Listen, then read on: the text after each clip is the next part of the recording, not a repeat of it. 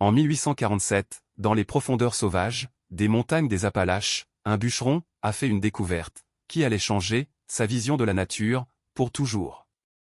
Il était en train de laver sa poêle en fonte, dans les eaux claires d'un ruisseau, juste après avoir préparé son petit déjeuner au campement.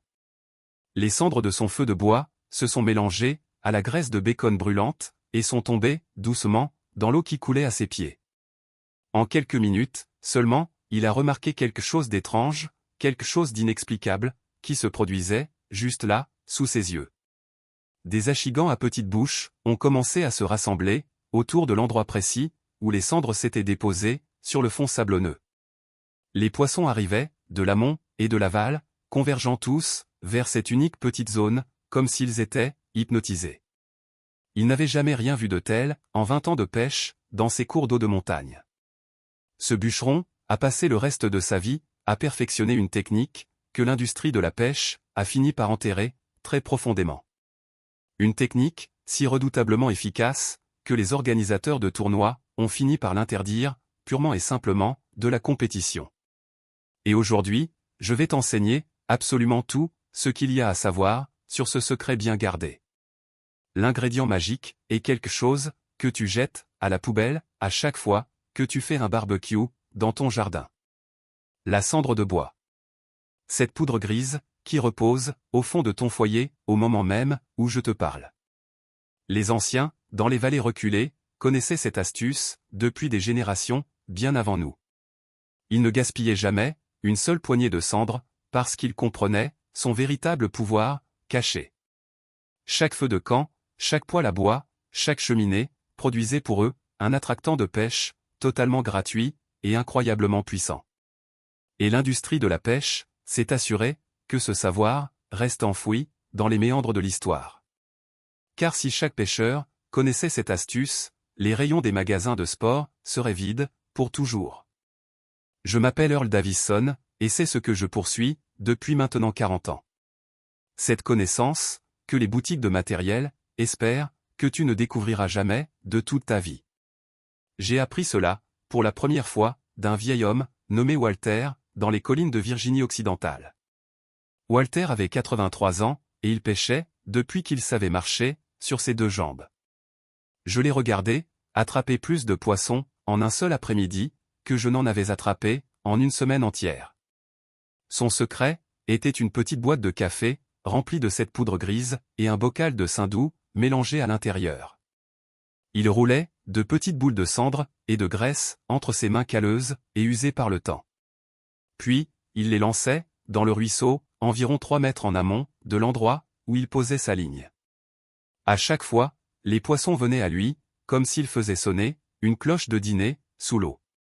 Achigans, crapets, perches, tout ce qui vivait dans ce ruisseau répondait à l'appel.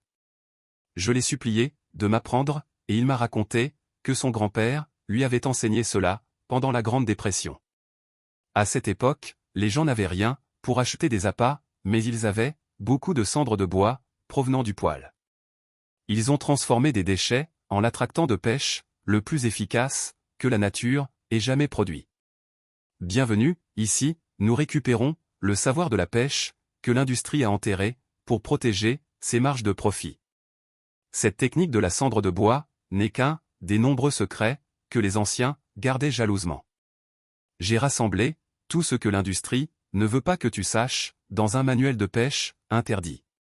Des appâts maison qui coûtent des centimes et fonctionnent mieux que ceux du magasin. Des attractants naturels qui forcent les poissons à venir vers toi. Des techniques de vieux pêcheurs que plus personne n'enseigne aujourd'hui. Comment lire l'eau pour savoir exactement où les poissons se cachent. Et le secret des phases de la lune que les anciens ne partageaient jamais. Tout est au même endroit, sans blabla, droit au but. Mais reste ici, car la vidéo ne fait que commencer. Maintenant, laisse-moi t'expliquer la science derrière la raison pour laquelle la cendre de bois attire les poissons si puissamment. Quand le bois brûle, complètement, tous les minéraux à l'intérieur du bois se concentrent dans la cendre. La cendre de bois est chargée de potassium, de calcium, de magnésium et de phosphore en quantité très élevée.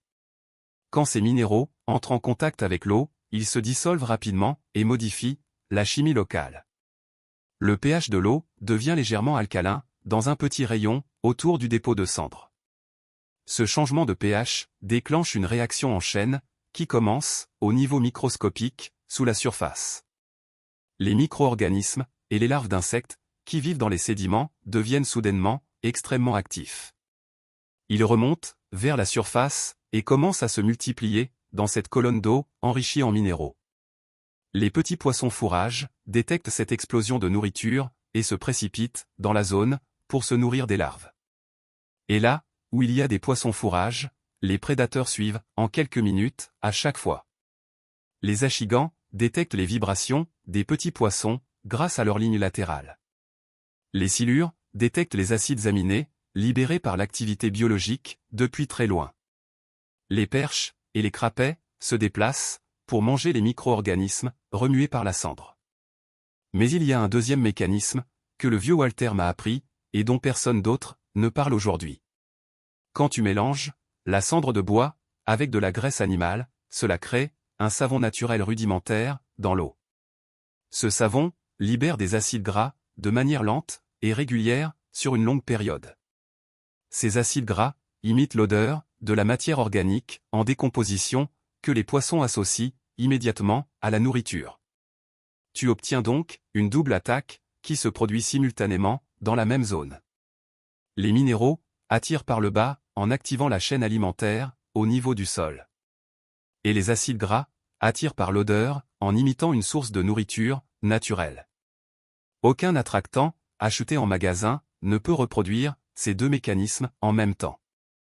C'est exactement pour cela que cette technique est si dévastatrice quand elle est utilisée correctement. Maintenant, tu dois comprendre que toutes les cendres de bois ne fonctionnent pas de la même manière. La cendre de bois dur est bien supérieure à la cendre de bois tendre, et la différence est flagrante. Le chêne, le carrier, l'érable et le noyer produisent la cendre la plus riche, avec le taux de minéraux le plus élevé. Ces bois denses concentrent plus de potassium et de calcium par poignée de cendre. La cendre de ces bois est plus lourde, plus dense, et libère ces minéraux sur une période plus longue. La cendre de pin ou de cèdre fonctionne, mais elle est nettement plus faible dans tous les tests que j'ai effectués. N'utilise jamais de cendre provenant de bois traité, de bois peint ou de tout produit en bois manufacturé. Les produits chimiques contenus dans ces matériaux vont repousser les poissons au lieu de les attirer vers ton spot. La cendre de briquette de charbon de ton barbecue fonctionne assez bien, mais la cendre de charbon de bois naturel est bien meilleure, car elle n'a pas d'additifs chimiques. Le vieux Walter me disait qu'il gardait la cendre de son poêle à bois tout l'hiver dans un seau en métal. Au printemps, il avait assez de cendre pour tenir toute la saison de pêche sans jamais en manquer. Maintenant, je vais t'enseigner le processus exact, étape par étape, pour fabriquer cet attractant chez toi. Fais bien attention, car chaque détail compte si tu veux obtenir des résultats maximum sur l'eau. D'abord, tu dois collecter de la cendre de bois, propre et sèche, provenant d'une source de bois dur naturel. Ta cheminée, ton foyer extérieur ou ton poêle à bois sont d'excellentes sources. Mesure environ 2 tasses de cendre fine, tamisée et mêlée dans un bol de mélange. Le tamisage est une étape critique, car tu veux enlever tous les morceaux de charbon non brûlé. Tu ne veux que la poudre fine, de couleur gris clair, presque blanche et douce au toucher. Maintenant, prends une cuillère à soupe, bien bombée, de saindoux, de suif de bœuf ou de graisse de bacon. Si tu n'as pas de graisse animale, la graisse végétale peut fonctionner, en dernier recours, mais le saindoux est le meilleur choix. Il libère les acides gras plus lentement dans l'eau. Mélange la graisse à la cendre avec tes mains jusqu'à obtenir une consistance de pâte ferme et malléable. Cela doit ressembler à de la pâte à modeler qui garde sa forme quand tu la serres dans ta paume. Si le mélange est trop sec et s'effrite, ajoute un tout petit peu de graisse supplémentaire. S'il est trop humide et collant, ajoute de la cendre, une pincée à la fois, jusqu'à ce que la texture soit parfaite. Roule la pâte en boule de la taille d'une bille entre tes paumes, bien fermement. Chaque boule doit être compressée pour ne pas se désagréger dès qu'elle touche l'eau. Tu devrais obtenir environ 15 à 20 boules avec les quantités que je viens de décrire. C'est plus qu'assez pour une sortie de pêche entière. Tu peux conserver les boules terminées dans un récipient scellé pendant environ un mois sans aucun problème. Maintenant, voici la partie qui fait toute la différence entre attraper du poisson et rentrer bredouille. Quand tu arrives sur ton lieu de pêche, lance 5 boules en les répartissant sur ta zone cible. Ne les jette pas toutes au même endroit précis, mais disperse-les dans un rayon de 2 ou 3 mètres.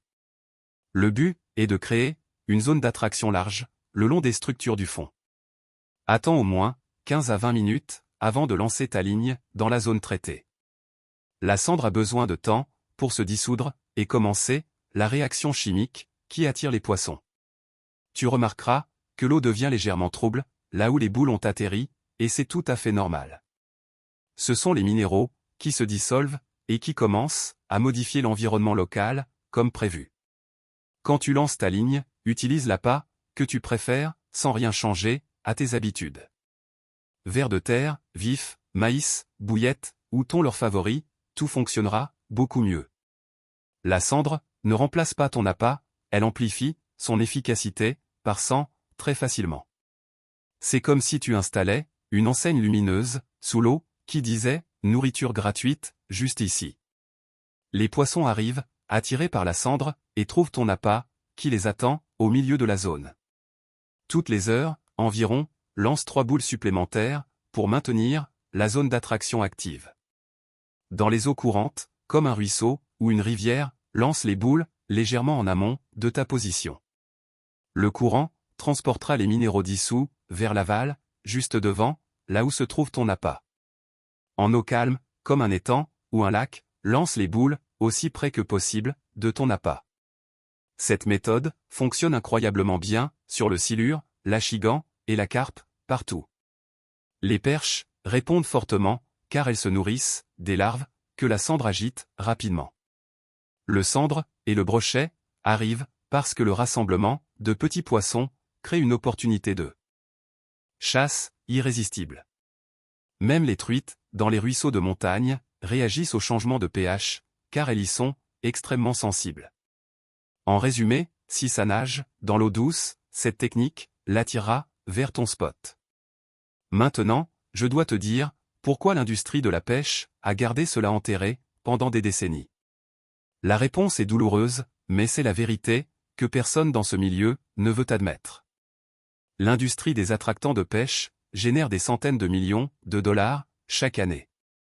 Ils vendent de minuscules flacons d'attractants synthétiques pour 15 ou 20 € l'unité. Ces produits ne sont que des tentatives de reproduire ce que la cendre de bois fait gratuitement. Ils ont dépensé des millions en marketing pour te convaincre que leur formule chimique est supérieure. Mais aucun produit synthétique n'a jamais égalé le double mécanisme de la cendre et de la graisse combinés. Si chaque pêcheur savait que la cendre de sa cheminée surpasse tout ce qu'il y a en magasin, l'industrie s'effondrerait pratiquement du jour au lendemain. C'est pourquoi tu ne verras jamais cette technique dans un magazine de pêche ou sur une grande chaîne. Les annonceurs, qui paient pour ces plateformes, vendent les produits mêmes que cette méthode rend obsolète. Le vieux Walter le savait, et il m'avait prévenu de ne pas faire confiance à l'industrie dès les années 50. Les anciens connaissaient tous des variantes de cette astuce ancestrale. Voici quelques conseils supplémentaires pour tirer le maximum de cette technique. La cendre de bois de fruitier, comme le pommier, le cerisier ou le poirier, fonctionne particulièrement bien. Si tu ajoutes une pincée de gros sel au mélange, les minéraux se dissolvent encore plus vite dans l'eau. Les journées nuageuses, avec un vent léger, sont les conditions idéales pour utiliser cette technique. Les poissons sont plus actifs sous les nuages et répondent plus vite au stimulus de la cendre. Évite d'utiliser cette technique pendant les pics de chaleur, en milieu de journée, quand les poissons sont léthargiques. Le petit matin et la fin d'après-midi sont les fenêtres en or pour une efficacité maximale. Si tu mélanges une petite quantité de farine de maïs dans tes boules de cendre, elles tiendront plus longtemps sous l'eau. La farine de maïs gonfle et crée un effet de libération lente, qui prolonge le temps d'attraction. Et si tu veux aller encore plus loin que ce que je t'ai montré, aujourd'hui, le manuel de pêche interdit contient des dizaines de techniques, comme celle-ci. Des appâts maison, des attractants naturels, et les secrets des anciens, tout au même endroit. Tout ce que l'industrie ne veut pas que tu saches, sans blabla, comme promis. Le lien est dans la description, récupère le tien, avant ta prochaine sortie.